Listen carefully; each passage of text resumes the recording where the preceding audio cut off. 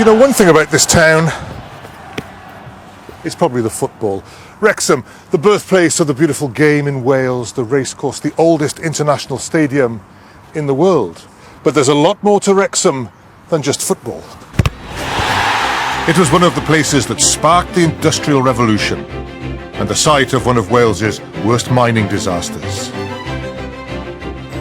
It introduced lager to Britain and may have supplied it to the Titanic. And it was the place where many Welsh soldiers earned their stripes.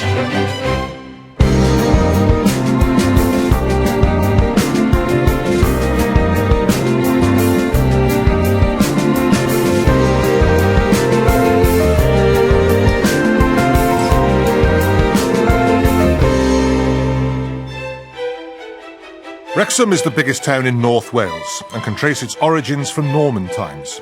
It's a border town, just 4 miles from the English side, but proudly Welsh. It was a stop on the cattle drovers' route across North Wales and grew up around its weekly market. But what really put it on the map was a church. Built between 1490 and 1512, this is the parish church of St Giles. It's widely regarded as one of the finest examples of church architecture in Wales. There was an earlier church here, but it burnt down because, according to legend, the town held a market on a Sunday. The town took heed and changed market day, and here we are 500 years later with both town and St Giles surviving unscathed.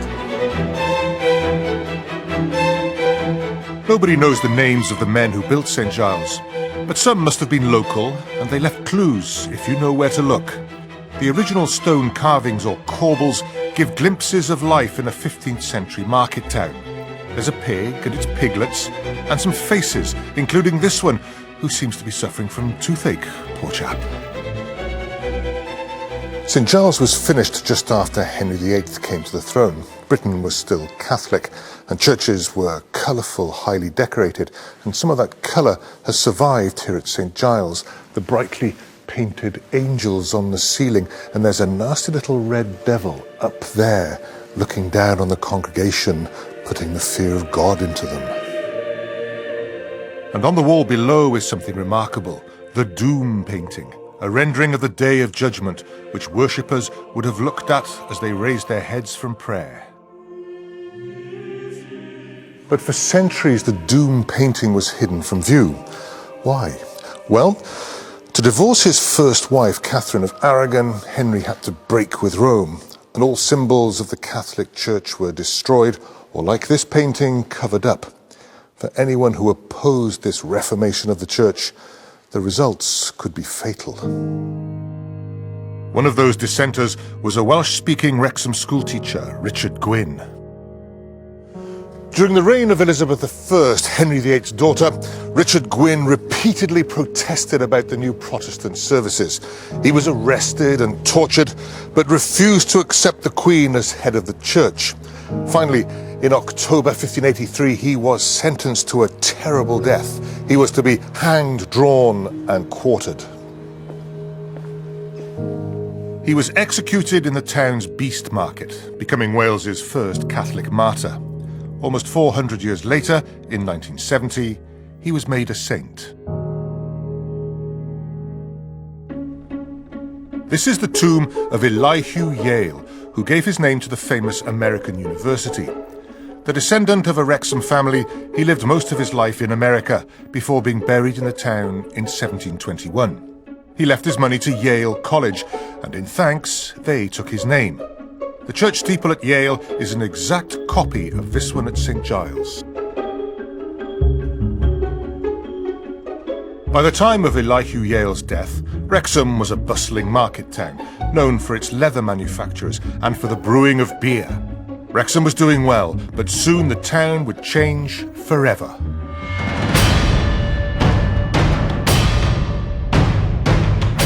The Industrial Revolution transformed Britain, and a Wrexham man was to play a vital part in lighting the spark of the age. For centuries, this area was known to have deposits of coal, iron ore and limestone, and this plus a ready supply of water pulled in the ironmasters. One of them was a true visionary, and his nickname tells us all about his passion for the possibilities of the new industrial age. He was John Iron Mad Wilkinson. Wilkinson was an industrialist with a will of iron and a mania for metal. He set up at Bersham near Wrexham in the 1770s and was soon manufacturing iron products more skillfully than anyone had ever done before.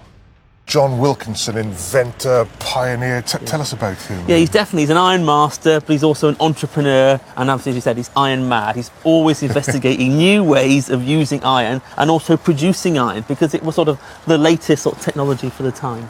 As is often the case, it was war that spurred on Wilkinson's innovations. British Board of Ordnance had a problem with British cannon, the cannons used by the Royal Navy.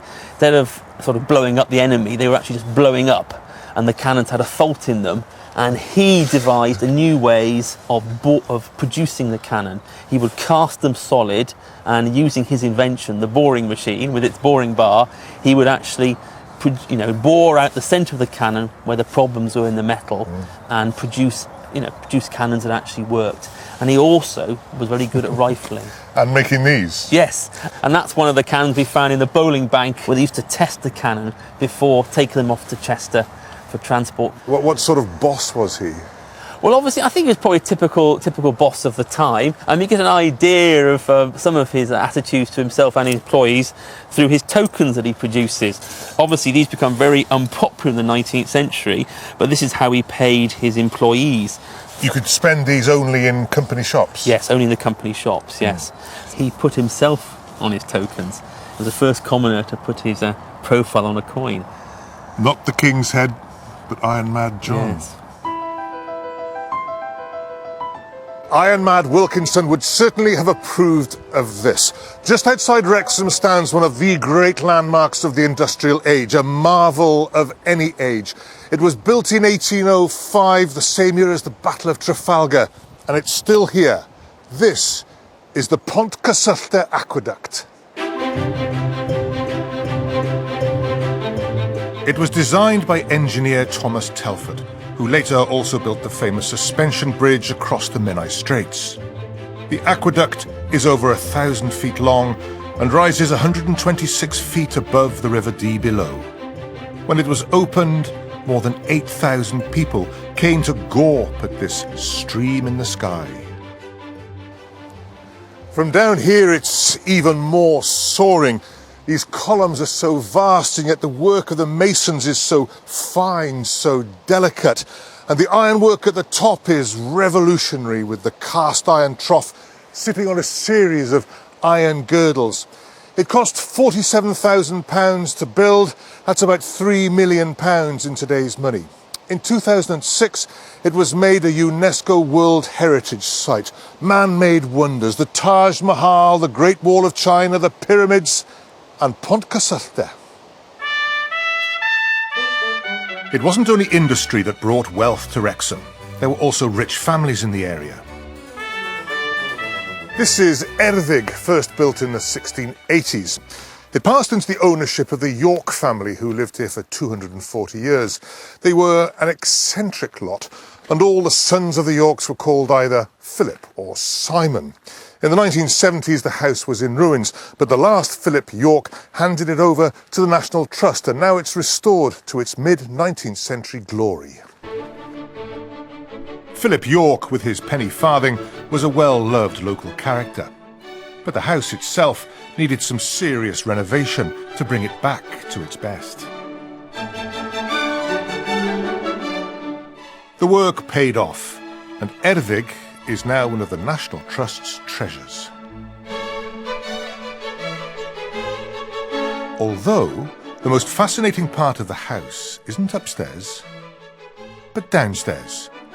The servant quarters are perfectly restored. It's real-life Downton Abbey. House steward Suzanne Grono was brought up near the house and showed me the extraordinary records of Erddig's domestic staff. Suzanne, life below stairs, complete with the gallery. That's unusual, isn't it? It is. It's highly unusual. And here we have one of our earliest photographs of servants here at Erddig. It's dated 1852. And it shows a number of the servants who worked here in that year. So we've got the butler, the cook, housekeeper. Butler in the middle, bottle in hand. That's right, ready for action, ready to serve the dinner and serve the wine. And it's interesting because there they are, the downstairs people, and upstairs in the window, that's the family, isn't it? That's right, and that is highly unusual that the family who would have commissioned the photographs did choose to have their servants commemorated in photographs, but also to have themselves commemorated with their servants. And it really shows that the whole community was here working and living together to make Erthig the house that it was. Our butler in the foreground shown as Thomas Murray well was known. He who does nigh the centre stand with bottle clasped within his hand. Clever was he at drawing cork, and a good hand at knife and fork. So we know he was very good at his job. This is the butler's pantry. This is where the best silver was kept, in the safe over there. This is where the best wine was kept. The butler, lord of the house, downstairs. Duty calls. A butler's work is never done. Coming, my lord. Victorian Wrexham was mainly English-speaking, but Welsh was still strong in nearby villages like Rhos Llanelligog, famed for its music and male voice choirs. They were regular winners at the National Eisteddfod, which first came to Wrexham in 1876 and was notable for the first ever black chair, given because the winner had died before his name was announced. But the biggest impact which Wrexham made on the life of Wales was a long way from poems, music and Eisteddfodau. The origins of Wrexham Football Club begin not with a football, but with one of these. It's October 1864, and members of Denbighshire Cricket Club are stuck for something to do. They decide to play some football, and it goes so well they form a separate club, which makes Wrexham the third oldest professional football club in the world. The club was founded at a meeting here in the Turf Hotel, still the temple of Wrexham football history.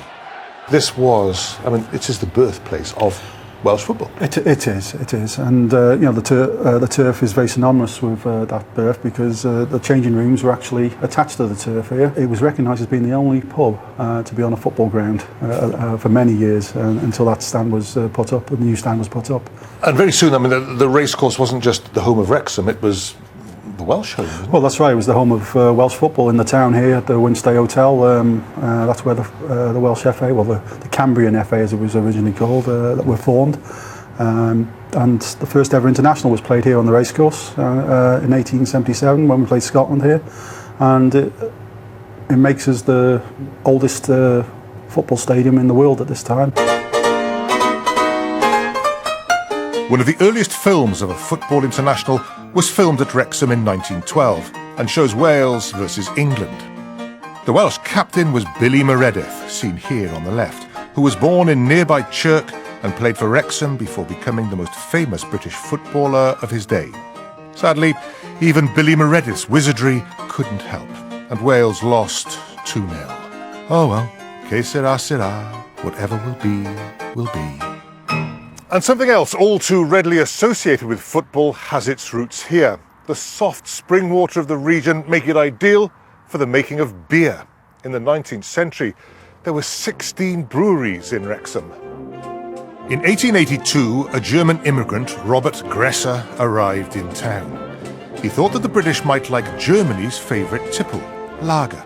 It took him a decade to get it right, but by the 1890s, Wrexham had Britain's first successful lager company. Many locals still preferred their ale darker and warmer, but the lager sold well abroad, and a bottle was even found in the Sudan when General Gordon's palace was recaptured in 1898. That's Gordon of Khartoum. Here in Wrexham Museum is a copy of a letter sent by one of the soldiers to the brewery. Gentlemen, I enclose herewith one of your labels, which was taken off a bottle found in the grounds of Gordon's palace at Khartoum. I send it as a matter of curiosity, just to let you know how far your famous Wrexham lager beer can be had. And the lager may have been present at another significant moment in history. The brewery supplied bottles to the White Star shipping line. So, Wrexham lager may have been on board and gone down with the Titanic. But the taking of alcohol wasn't universally popular. The temperance movement was strong in chapel-going Wales and campaigned vigorously against the demon drink. This is Marubi's Cafe, opened in 1896, where cocoa and coffee were offered as alternatives to lager and beer. It wasn't easy. One teetotal preacher was driven away. This was a brewing town, and there were legions of thirsty men in Wrexham. And in 1877 there were legions more when the Royal Welsh Fusiliers opened a base in the town. This is Hightown Barracks, historic home of the Royal Welsh Fusiliers and very much part of Wrexham life for the past 125 years.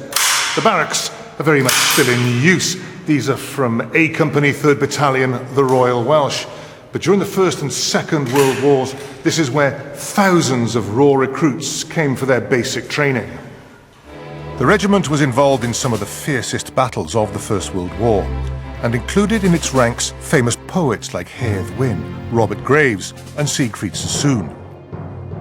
At the regimental archives in Wrexham, there are fascinating original documents from the war. Lieutenant General Jonathan Riley served with the Royal Welsh and is also a military historian.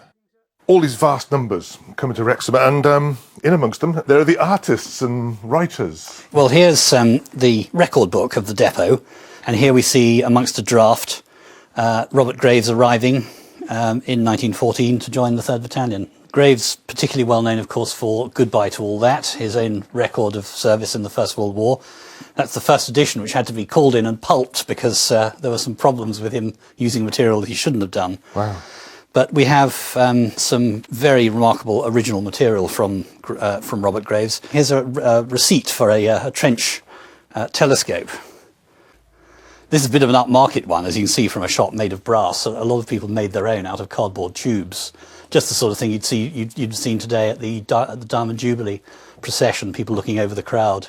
But that's to stop you getting your headshot off. And that's the difference between life and death. That's the difference between life and death. Yeah. Siegfried Sassoon? Yes. Well, here's a photograph of him from his own collection. And there he is with his famous big ears with 3 friends and a mock regimental goat. And on the back of this copy here, we can see what happened to all the others. Here, wounded, killed. So everyone in that photo, including Sassoon himself, 2 were wounded, 2 were killed.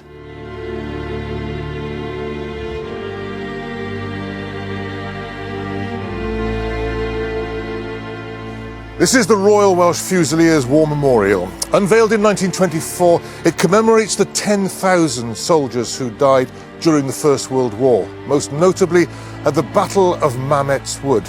10,000. It's an even more sobering statistic when you realise those are just the losses from one single regiment. The First World War also had an impact on the industrial life of Wrexham. There'd been mining here since the 16th century, but now demand for coal grew.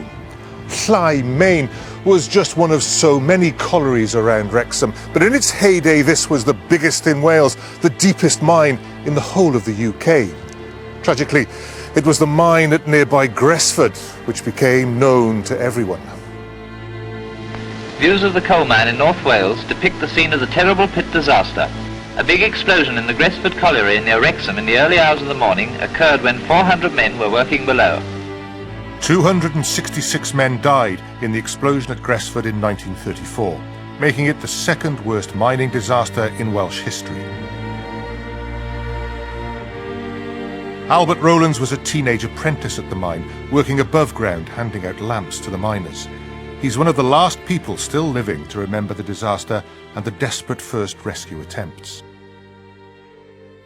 One lad would be about 18. He said, I'll go down, anybody will come with me, I'll go down. So they volunteered and down they went, and I realised later in life how brave they were going into that. And they went down and out, and they were shocked. They couldn't hardly speak. People were asking, like, is my dad down there? Or, have you seen me, my husband? And all that kind of thing. The next thing that I saw was bodies being brought out and on stretchers. I counted them, 10, covered over in blankets, and away they went. Albert's father, a decorated war hero, was one of those who perished in the explosion. In a tragic twist of fate, Albert never got a chance to speak to him when he was handing out the lamps that fateful night. I didn't see him at the mine. He went to the other window. There was 2 windows, 2 boys. I was on one, another boy on the other. And he was on the other boy, on the other boy's window. And that was it. Didn't never hear of him anything at all afterwards. The disaster was headline news, but the impact in Wrexham, especially for those directly affected, was devastating. How difficult was it? I mean, Gresford carried on mining coal. Well, they opened up 6 months later, but I didn't go anywhere near. No. No, I was finished with it completely. The mine owners were fined a derisory £140, but Gresford was not to be forgotten. Robert Saint, a Durham miner, wrote a hymn tune as a tribute. Some of the men who died in the disaster were rescuers from Llai, so this is fitting. The Llai Welfare Band playing the miners' hymn, Gresford.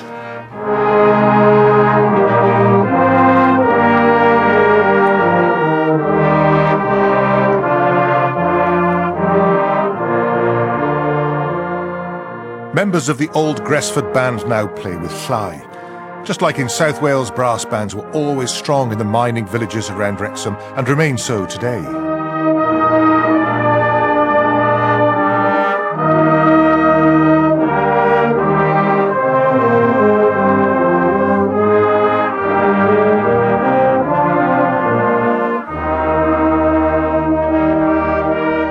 With the outbreak of the Second World War, Wrexham became home to hundreds of evacuees, and a massive munitions factory was built on the edge of town, employing many local women.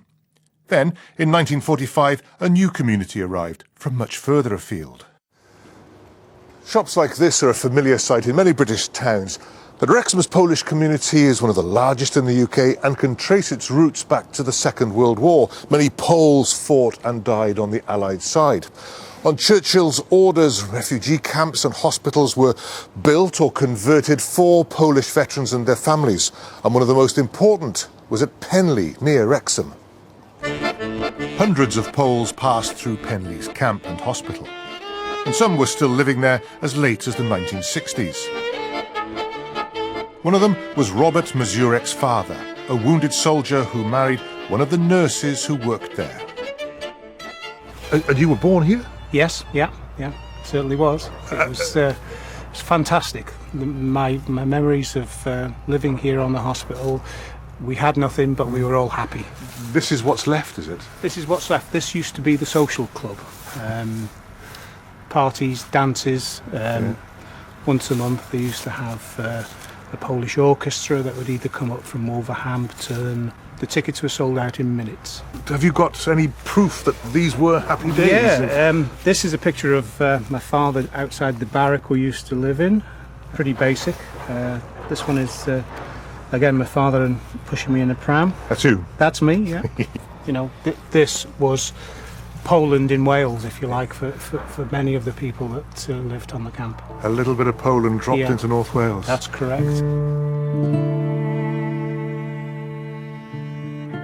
In the years after the Second World War, Wrexham itself began to change. It was still a bustling market town, but by the 1970s and 1980s, the old industries started to fade away. The coal mines, including Gresford, closed down one by one, and the huge steelworks at Brumbo finally went the same way, with the loss of thousands of jobs. The mood was bleak. But on one glorious night in 1992, all that was forgotten. In the FA Cup, Wrexham, then bottom of the league, took on the champions, Arsenal, a mere 91 places above them. Step forward, Mickey Thomas. It's Thomas who takes it. Oh, what a goal, Mickey Thomas! He's done it, the magic little man at the venerable age of 37. A second goal just a few minutes later, sent Arsenal packing. Oh, he scored! Steve Watkin has got a goal! And Arsenal face humiliation. But soon the club itself, the core of local pride, also faced humiliation. Wrexham had struggled for years, but the low point was reached in 2002 when the racecourse was sold to Alex Hamilton, a property developer who wanted to move the club from the ground where they'd played for 130 years. There began a long legal dispute between the owner and the club supporters. Eventually, a consortium of supporters and local businessmen bought the club, but the row had cost Wrexham their place in the Football League. But things are looking up. The supporters are now running the club and Wrexham are chasing promotion back into the league. Joey Jones joined Wrexham as a teenager before winning European glory with Liverpool in the 1970s. He's now back and coaching the reserve team. Joey, does somehow Wrexham get in your blood? Yeah, it does. I mean, I came to Wrexham when I was 15 years old, and I call them a spiritual home, you know. I mean, I know I played for Liverpool, and I love Liverpool, Chelsea and Huddersfield. This is the place to be for me, you know. I love living here. The people are friendly. They go out their way to help you, and they certainly get behind their football club. Does that mean that when the club hit rock bottom, did that sort of, were they painful moments? So the worst moments of my certainly footballing career. You know, when because I was here with when we actually went out in the Football League, to lose that league status, you know, means an awful lot, really. You know, and I say hopefully we can get it back now, and I'm sure with the help of the Wrexham people, the Wrexham supporters, you know, it'll be onwards and upwards, and we'll get back to where we think we belong.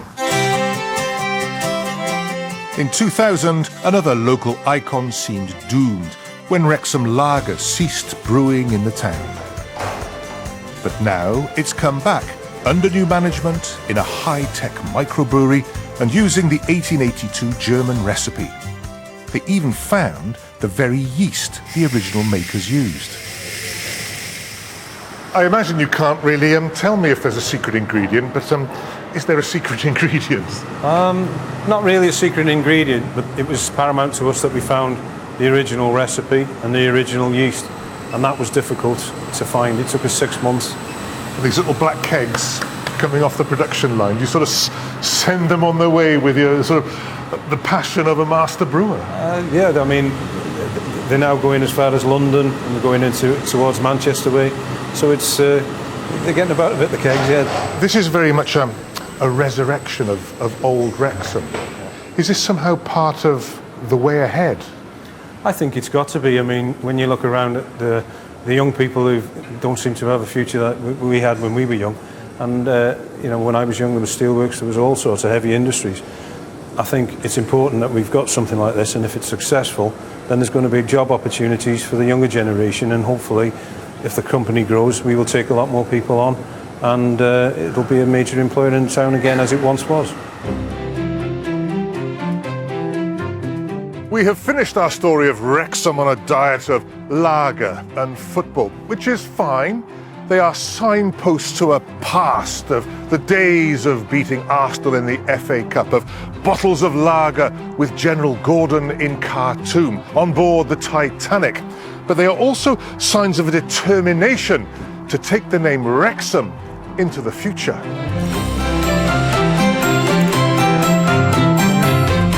BBC One Wales examines the health of families across the nation. Wales in a Year is tomorrow night at 8.